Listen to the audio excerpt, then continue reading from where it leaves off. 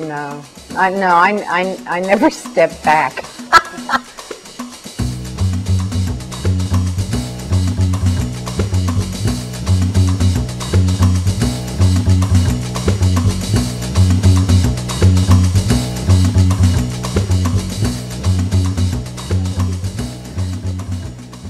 I was the first woman scientist hired in the U.S. in a zoo. And at the time I was hired, there wasn't even a single female keeper at the zoo, much less a scientist. The zoo community in 1972 was very male. And it remained very male for a long time. And so the efforts I was making, not only, was I going up against zoo tradition at the time by trying to push towards greater collaboration and cooperation and sharing of information. In those days, the zoo community, zoos that didn't like each other, or directors of zoos that didn't like each other and didn't talk to each other, wouldn't share any information.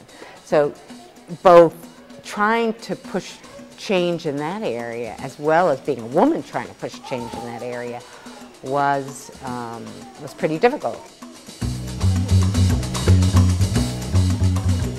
One of the areas where I feel I've contributed a lot is in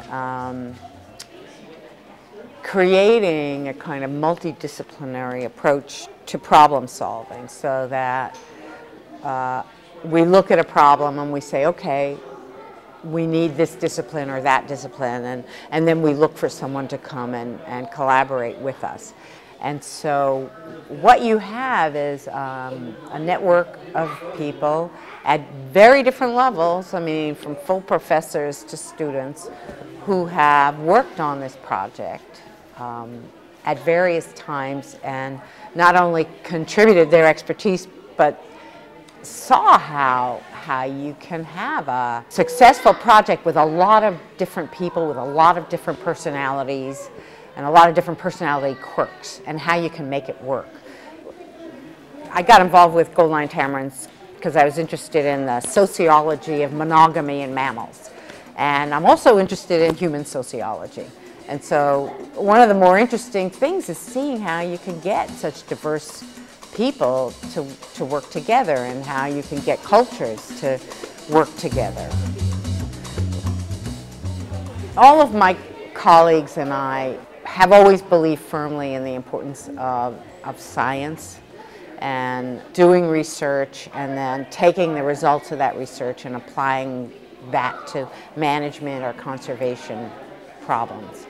And I think this program is one of the longest that shows the benefit of integrating basic and applied research for a conservation outcome. It's also one of the few programs where the science that was done was occurring in a captive situation as well as in a field, and that captive field integration was important in developing the management applications to conserve the species. And of course, gold lion tamarins could go extinct. It's possible, but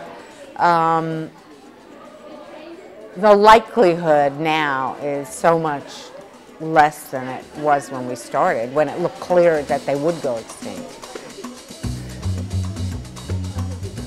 I've had many graduate students and been on graduate committees, for other students, and had interns and postdocs and visiting scientists that have worked for me, and it's probably been about 50% women, 50% men.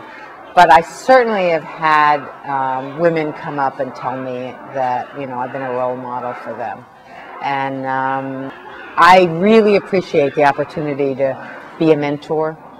I think that it's important, not only for women, but I think we need more scientists and conservationists that will act as mentors, both, here in the U.S. and overseas.